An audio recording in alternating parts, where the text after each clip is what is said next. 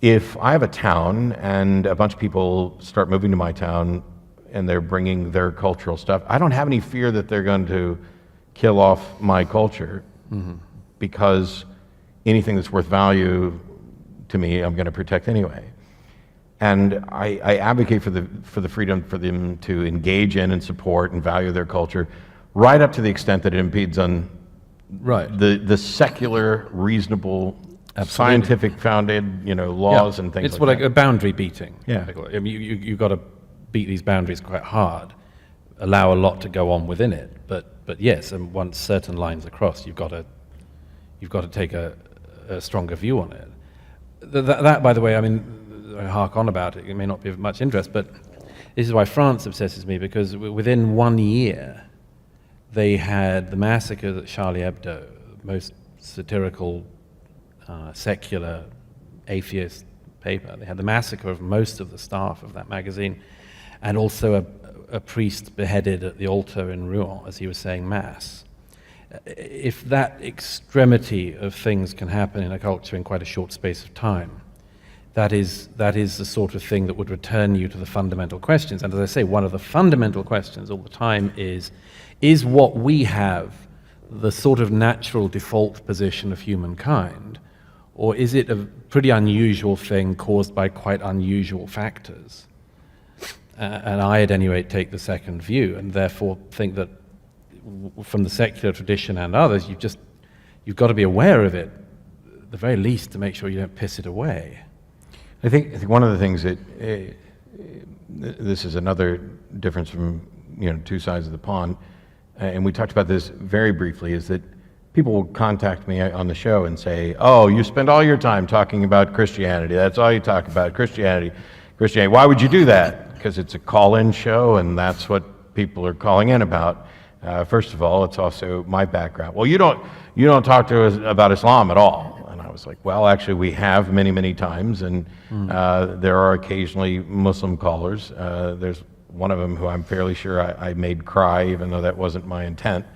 But we address those things, and yet the thing that I keep trying to point out to people is that while I might agree that when it comes to religions worldwide, Islam might be the single most dangerous ideas and be the greatest risk worldwide, but that doesn't mean it's the greatest risk in the United States or in Texas or in Austin. Sure. And you've spoken a great deal about Islam, and I think that there are different things going on in the UK that we don't see here. I mean, Muslims in the United States, I mean, apart from the general fear that has been instilled in everybody, which I think is at least exaggerated for us, but I couldn't say that for everybody. There are Muslims in Dearborn that are, drinking and getting tattoos, and they've been their version of Islam has been poisoned, probably for the good, by the secular and perhaps even Christian culture that they're surrounded with. I once was with a pretty devout Muslim friend, and he'd been fasting for Ramadan, and he broke the fast with me in a pub with a pint of beer, which I thought was a happy meshing of cultures.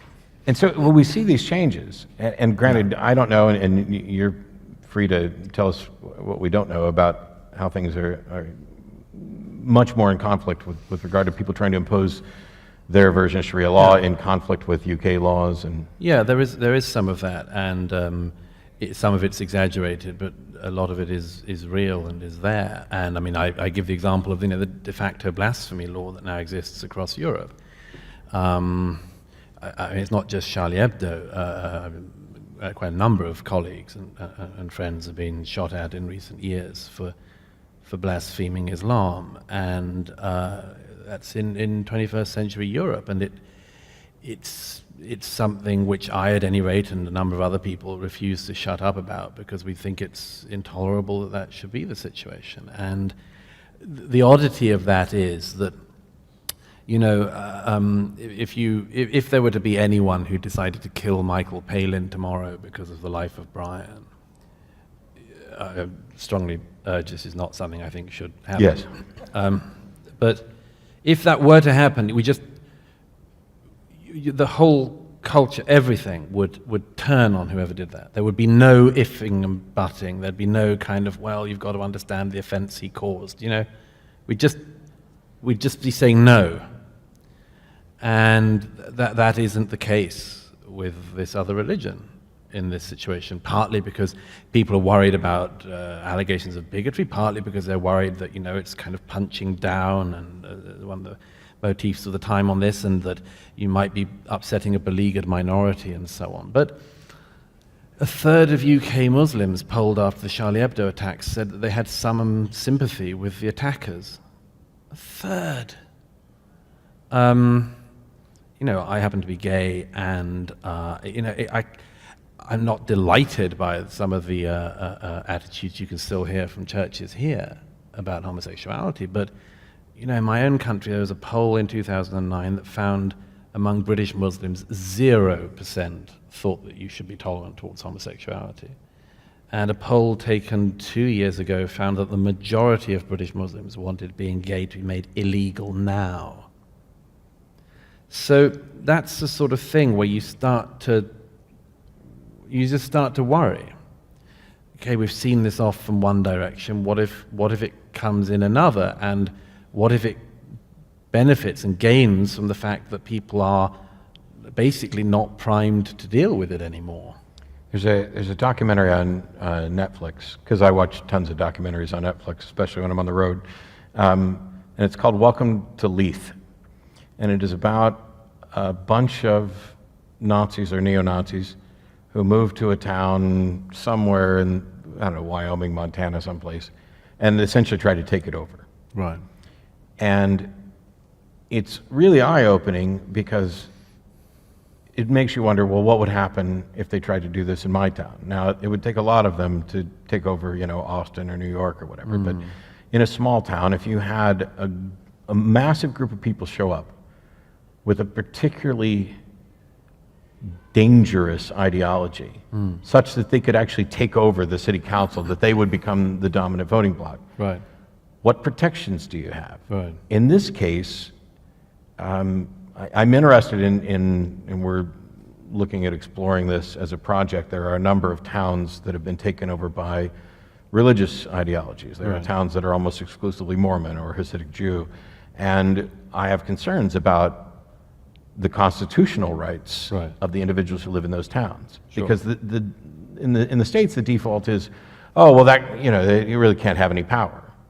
Because we've got the Constitution and it's there to protect us. And as a reminder, you can in fact run for office anywhere in the United States if you're an atheist.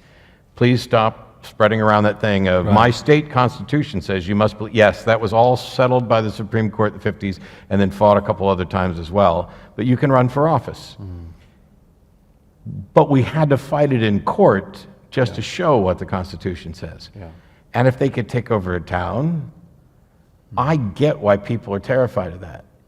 Wouldn't it be a more practical solution? I don't know how this applies in the UK, but to just make sure that our laws are such that people can exercise their religious freedom, but they can't, there's the old joke about the Constitution, two wolves and a sheep are arguing over what's for dinner. Sure. And the Constitution, or the democracy, is what allows them all to vote, and the Constitution is what guarantees that the sheep's not going to be dinner.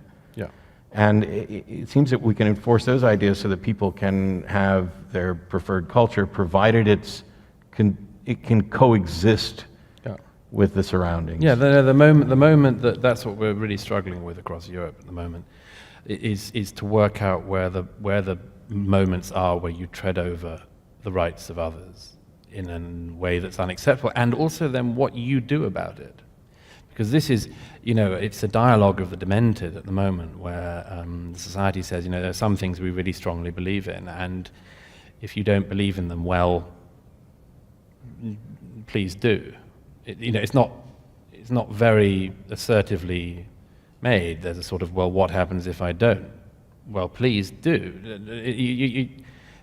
There's no follow-up. It starts to look like war and conflict and physical violence ends up being inevitable if you can't come to a reasonable Yes, and some people do fear that's the case. I don't take as apocalyptic a view as that, but there's a long way for this to run, and it doesn't all go in a good direction.